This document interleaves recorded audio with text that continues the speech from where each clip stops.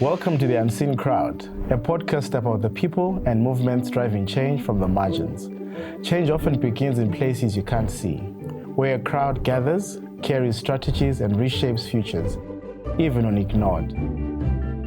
This crowd is loud, unstoppable, and unapologetic. These are their stories.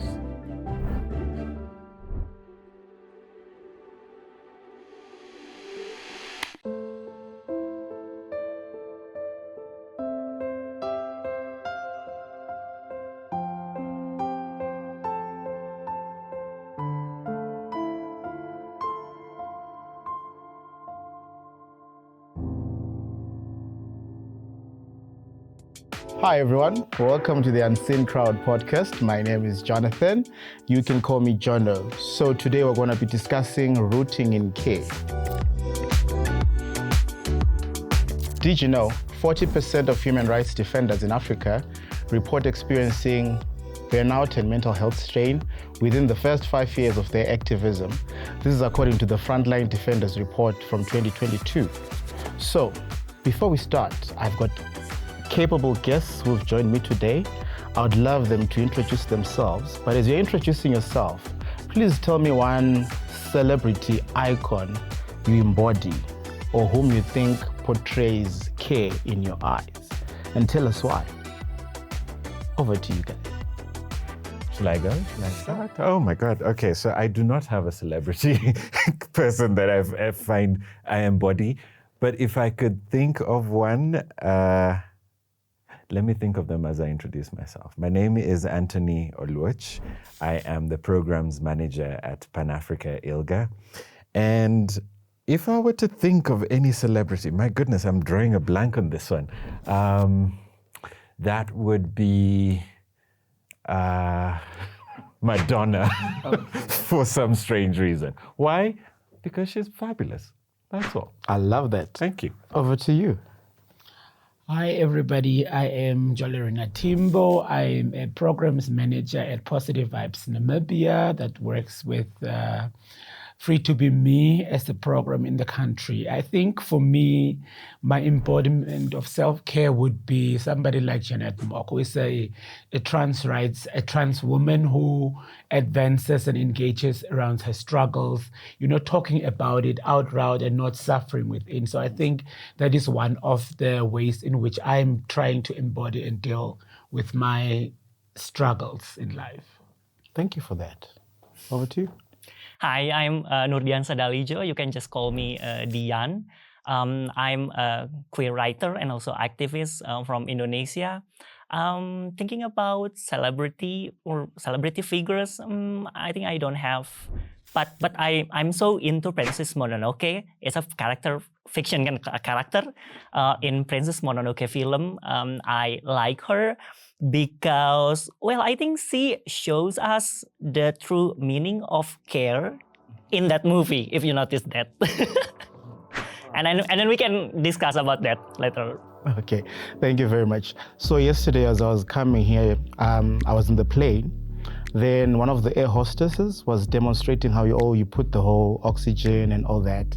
And one thing that stood out for me was, as she was finishing, she says, before you can help somebody else, make sure you've put your mask on. Right, so today we need to flip the script and see what care means to us. Oftentimes as activists, we suffer from burnout, mental health, we were not preserving ourselves, we're always complaining about burnout. Burnout is something that personally I have been living with the worst part of 5 years. I don't know how to manage this exhaustion, this professional burnout, simply because I say psychologists. I've been seeing psychologists for the last 3.5 years, and I haven't been able to manage this exhaustion simply because it's a matter of learning. I haven't learned how to heal myself. I haven't learned how to settle down. I've not learned how to maybe take care of myself. I don't know how to take care of myself. I may be learning little by little with the community of practice with everything put in place in this community? What does care mean to you as an individual and as somebody who's from the movement, the LGBTQIA movement? What does care mean to you? Personally, I think for me, care is being able to switch off and being able to know when to switch off as an individual. We often, as you said, really, I didn't know that statistic about many of us suffering burnout. But I knew that I personally have suffered quite a bit of burnout. So for me as an individual, care is being able to know when to switch off and to actually do it. And as a collective, I think as Africans, we've been brought up and we try to, but not quite possibly there, envision and live in that Ubuntu narrative where I exist because you do. So individually, that's me being able to switch off, but collectively being able to think whatever it is that I'm doing affects the people around me. And if I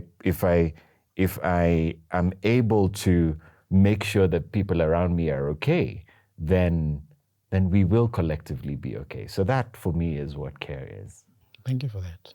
Others? I think, in my opinion, care is not just important. It is a necessity to connect us to the continuity of life, to survive, to the community. But here's the problem. I think, unfortunately, we don't always appreciate the existence and the presence of the forms of care because care work is often taken for granted. I believe that care is a very crucial and critical aspect that we are not paying attention to, right? If you are not taking care of your mental, emotional, and your well-being, obviously it impacts your physical health.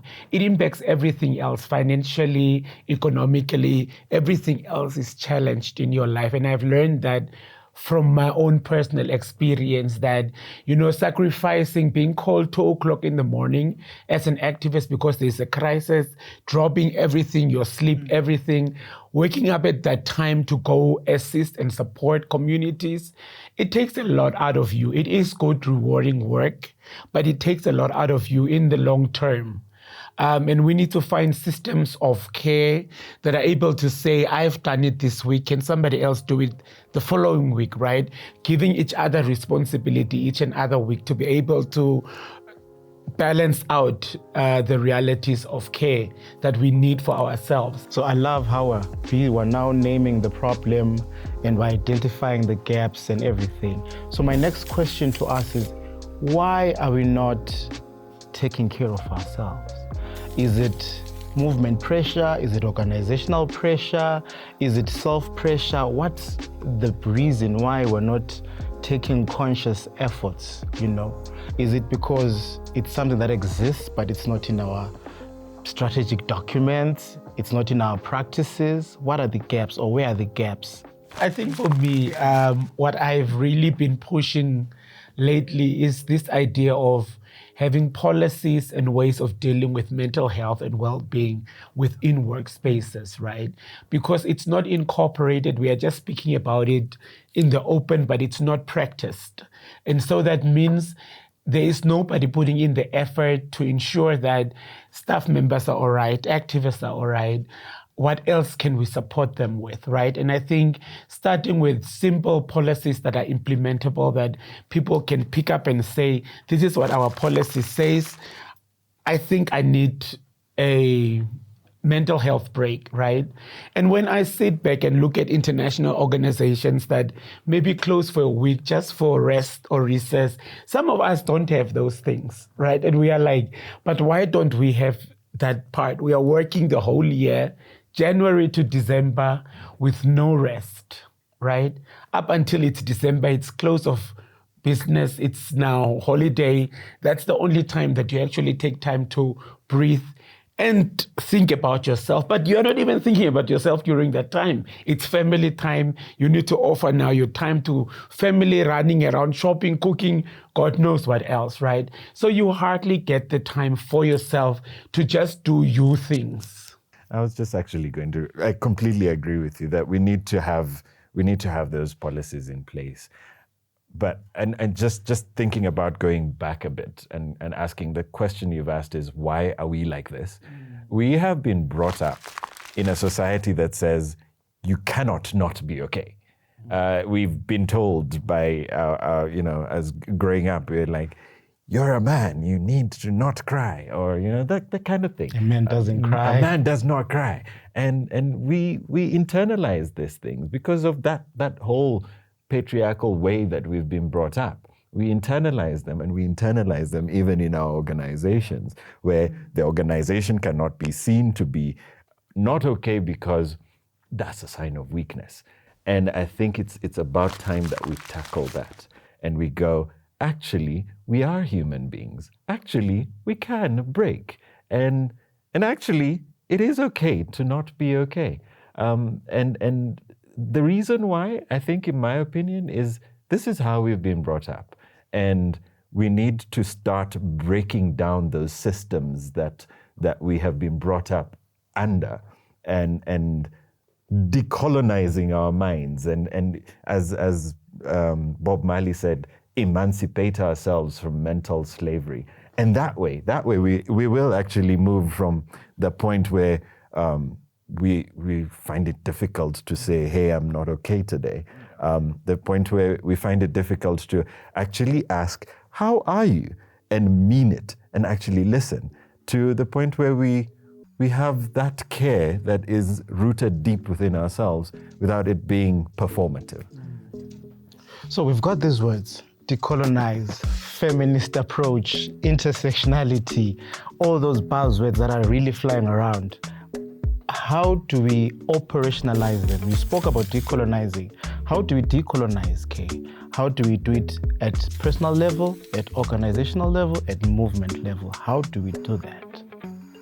I think we need to realize that the world we live in is designed to disregard care work. So yeah, we are actually being weakened at the moment because we are drawn to the jargon of independence, which tends to prioritize individuality, the ability to do things all alone.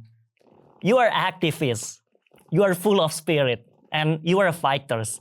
It is a key feature of capitalist and also neoliberal culture, rather than the meaning of independence as something connected to freedom in the context of decolonizations.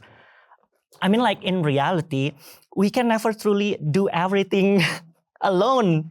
Like, dependence on care has been considered pathological. So rather than recognized as part of our human conditions, like Anthony said. How do we decolonize? I completely agree that one of the things that people say, I'm going to go on a self-care day and I'm going to buy myself things. I mean, that's just slipping into the capitalist mentality. It's not really about buying myself things. You don't have the resources You don't even have the resources. Yeah? And it really is a matter of stepping away from that. And yes, you need to take care of yourself. Yes, you need to have your you time to recharge and recognize that. But care can also be, what can I do for my colleagues? Yeah. What about sending that message, asking people, how are you doing? Sending that message to someone who is within my circle and going, is there something that I can do for you today?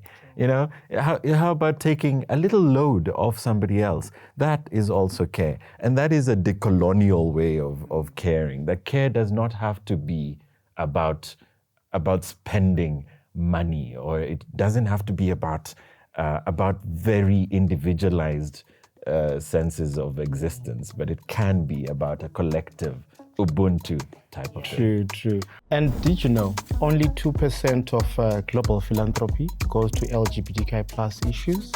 And I'm sure a very or even smaller fraction of that is even directed to care and well-being. And for me, I need us to then also go on to the next question and say, what are the resources that are there? What are the gaps that we've seen? How can we bridge that gap? I know with the shrinking civic space, with the anti-rights movement, with the current situation that's happening in funding, a lot is happening. And I want us to know what are the resources and how do they affect our ability to practice care? Well, for starters, do you have a budget as individuals? Do you even put care as part of your budgets? Do we? Actually, we don't. We don't include care as individual budgets. I do sometimes. I'm like, I'm going to buy myself something, which is something I said that I shouldn't be doing. But I think in philanthropy, that 2% figure is sad. The less than a 0.00% figure that is probably what is usually put under care, but is also even sadder. But also just thinking about the fact that philanthropy and donors and all the people who fund the work that we do, all they want to see is results. They don't give care about the people who are actually doing the work. They don't. And we end up trying to get results, because if we do not try to get results, then we're not actually going to get the money. We're not going to get the resources. So it's really about us as the people receiving the funds going, by the way, do you realize that without us, you won't get these results? And as Jolerina said earlier, we cannot pour out of empty cups.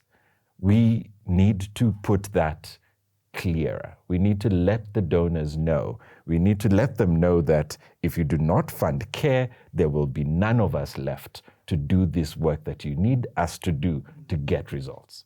When we talk about resources for care, it's a very non-factor for me at the moment. I have tried reaching out, I have tried looking online, but it's not easy getting care unless you are engaging maybe Urgent Action Fund and those feminist setups. You won't be able to get a lot of funding for care, right? And as Anthony just said, a lot of donors want 80% of the funding that they give to go into the activities, right? Which doesn't include even care. Yes. Right? And with the 20% that is left for even activists or staff that are working, it's not even a salary to be able to carry you for a few months, right? You are literally surviving 1 month to the next, to the next. There is no time to even think around, I want to go and see a psychologist, I want to go for a weekend away retreat just to focus on myself and deep breathe, nothing like that. You can't even plan it, right? Because the money isn't enough and the resources isn't there to be able to cater for that. And a lot of times, even with these emergency funds and things, all of these things are also limited, right? And so you send an activist for 2 weeks to a retreat or a place where they just need time away from everything. After those 2 weeks, they need to go back to the same situation. After a few months, they are in the same situation. So you need to find another donor that can help them. Like, there's no permanent solution to the problems when it comes to mental health and care for queer communities. I also see that there's that vicious cycle that's there, you know? And the irony is the donors themselves, you find some of them have got 4-day working weeks, others shut down in June to recuperate, they shut down again in December, but they're saying they can't find care in our organizations and all that. Is it because they don't trust us? What's the issue? Because I would like to think we've got an open door policy, or we've got open communication lines to also interact and share our concerns with the donors. What are the gaps there? What's the challenge? Is there no trust between the two parties? Do we trust each other? to start off with? I don't think it's about trust. Okay. It is about the fact that we are seen as the colonies. And I will say this in this podcast because the power dynamics that exist between us as the grantees and them as the funders is such that they can do that. They can go on their 4-day weeks, but we are the ones who are doing the work. So we are the ones who are going to toil. We are going to do everything so that we can get those results and send to them so that they can go to their back donors and go, hey, look, the Africans have done this. And it is important to say that and to have it clear that the power dynamic does exist. But at the end of the day, we are people who need care. We are individuals who are burning out because we are constantly getting calls from our people. They've been arrested, they've been violated, and we're constantly getting those calls. We respond to them, and then at the end of the day, you and I are the ones who are going, oh God, how am I going to deal with this for myself? It's not the donors. So it's that colonial mindset that needs to end. I will be very clear in that. It's a colonial mindset that it's not about trust. Trust actually is a thing amongst ourselves that we need to deal with. For them, for the donors and us actually, for them to actually give us the funds for care, that's about a colonial mindset that just needs to stop. Yeah. Sorry about going all. That is okay.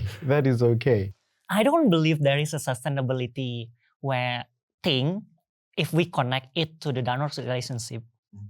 Because when we talk about care, we talk about interdependency. And to connect it to the things related to decolonization things, they don't want to do that. Like the interdependency, donors and also grantee and support from the donors. It also gives us opportunity to contextualize, to interpret what is care for us, how we are going to define and contextualize care, how we are going to explore our past experience without all the donor things happening at the moment. And I believe that we survive. I mean, queer people, not just everywhere, but also we already shows that we are resilient. So I think we can go through this without donors too. But I realize that it's also important to keep advocating it with this relationship because we don't want to rely or dependent on donors only. But it's not about them giving money, but it's about certain ways, from so many ways, that we also need to decolonize the system. I love how you're talking about sustainability, how you're talking about the community's resilient and all that. So my next question is, what are the actions, whether big or small, that we can do in our different capacities, be it at personal level, be it at organizational level? What are the small things that we can do to make sure that we inculcate a culture of care within our daily lives, such that we start that culture of care within our daily lives? What activities or actions can we do? If I put into practice what the community of practice is teaching us, the more I participate in these wellness sessions or listen to the voice of someone who tells you you are benevolent. Listen to the voices of the people who tell you you are good, you are a good person. So hear you people remind you of all that, brought to a struggle, to a cause, or all that you have contributed to the voice, a community, a person. It's about rising above your difficulties. I like hearing that, but frankly, we are moving forward. We can move forward. That allows us to move forward. it can allow us to heal too. I think one thing that I started doing was putting boundaries for myself. A colleague would call me past 5. I would tell them, I'm not on duty. This has to wait. I heard what you said. It will have to wait for tomorrow morning till I'm in the office to be able to deal with this. And won't that be seen as insubordination? They can. I told them you can take it to the highest MD or whoever. I will still tell them the same thing. If I'm off duty, I'm off duty. If there's things that needs to be done, they need to be done during my working hours. This is my off time, and this is my time that I'm busy with. So I'm not gonna drop everything just to deal with that situation, unfortunately. And that is how I've been able to personally in my life, in my work life, being able to put boundaries, to be able to ensure my own sanity and to ensure that I have a work-life balance. So that is one way that I have been able to do that in the last two to 3 years. So saying no is an important skill. Are we empowered enough to say no? Do we even have the capacity to say no? There's one thing about the actions or activities to do. Are we empowered enough to even say no in our different spaces? It's all about recognizing that, and I'll go back to the point that Jolerina made, that you cannot pour out of an empty cup. And recognizing that helps you build your boundaries. It also helps you go, you know what, I can say no. The other thing I wanted to add on that is I am a big, beyond that self-boundaries, I'm a big proponent of actually checking in on people. We work together. I constantly check in on you. But it is really checking in, not just going that thing that people say, hi, how are you, and move on. It's not just that. It's really actually, how are you doing? The more I do it, the more it becomes second nature for the other person to actually go, you know, this person actually means it. So I can talk to them about how I am actually doing. And in meetings, we don't do that enough. We don't check in the beginning of the meeting. But also, it's performative. It's, oh, I'm good. And then at the end, we need to check out, how are you feeling after this? We need to move away from that performative self-care thing to actually doing the work. And it's just about consistency for me. It's I will constantly check in on you, and eventually you'll figure out that this guy is actually means what he's asking. I think the most important form of collecting healing for an organizations, of course, having habits, and if possible, formal procedures, of course. I think clear rules for the care system in our organizations is really important. So SOPs, I think about care system, how we are going to build system. I think about care system, how we are going to build system of care. I think it's really important. So it's not just rely on individual aspects, because sometimes it's so hard to control it. For a collective, for a communities, I think it's also really important for us together, not just to discuss about what activities we are going to do, to make, talking about advocacy plans. I think I love gatherings with my queer friends to discuss just about everything, gossiping, chit-chat, doing picnics, or sometimes enjoy traveling to visit friends in other cities, in other areas, and also traveling with my queer friends. So sometimes we need to consider it is just a collective or a community, or it's a formal organizations that we really need SOP to make sure that the care system of care really exists and can be implemented. And we need to keep exercising it. Yes, that's very true.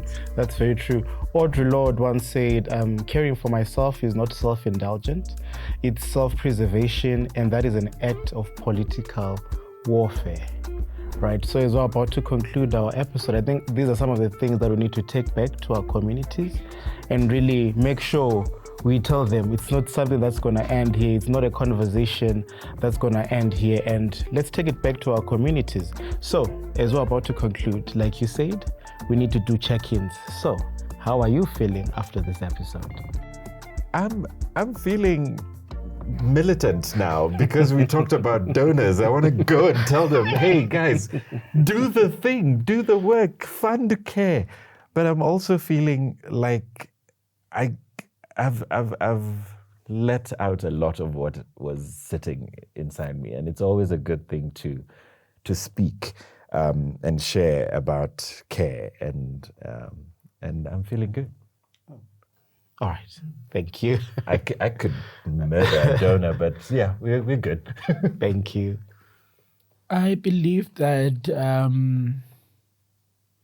there is more to be said on this topic. I think there's a lot of activists and people out there who are still sitting out there with all of the struggles, and I hope it reached them, that they're able to learn something from this podcast and also be able to share more with others in their context.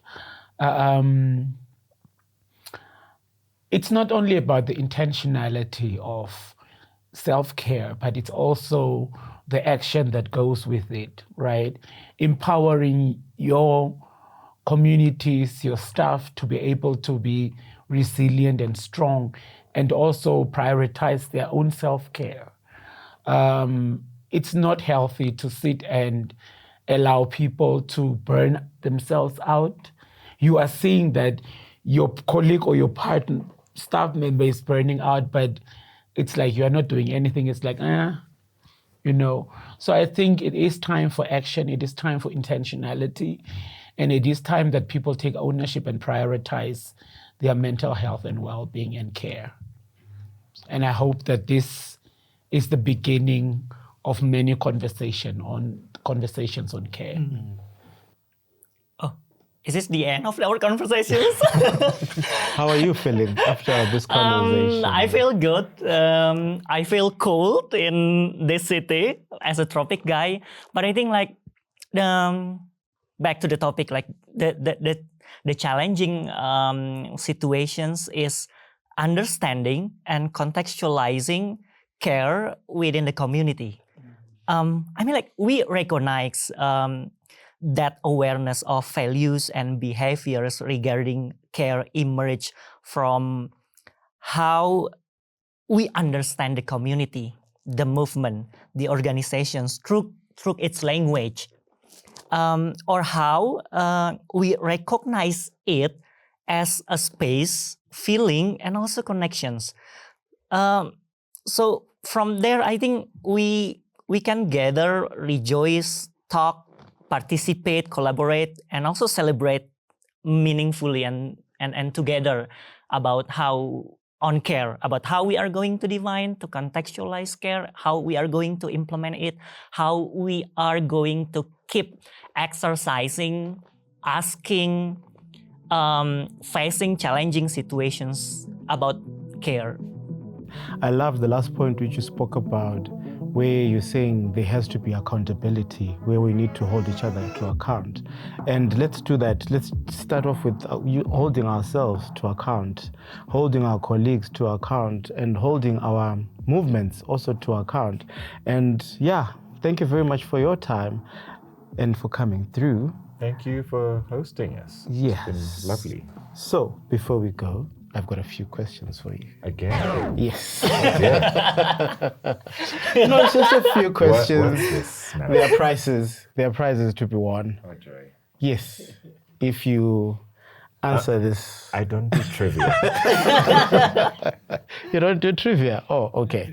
Just one question. No, it's actually concluding or your parting shots, right? So as you conclude, what does care look like to you? In one word. Ubuntu. What does care look like to you? You? One word. Yes. We've been talking a lot. Love. It looks like love. Oh, nice. Forest. For us. That's Yes. 2 words. Forest, tropical forest. Oh. To emphasize that to talk about care, we have to talk also about ecosystem of care. So it's like an ecosystem. It's like a system of care. Oh, that's quite deep. Otherwise, thank you very much for joining us for our podcast. Join us again next time as we talk about practicing accountability. And my closing statement is, as you know, I love RuPaul's Drag Race. And usually when RuPaul closes, she says, if you cannot love yourself, how the hell are you gonna love somebody? Thank you.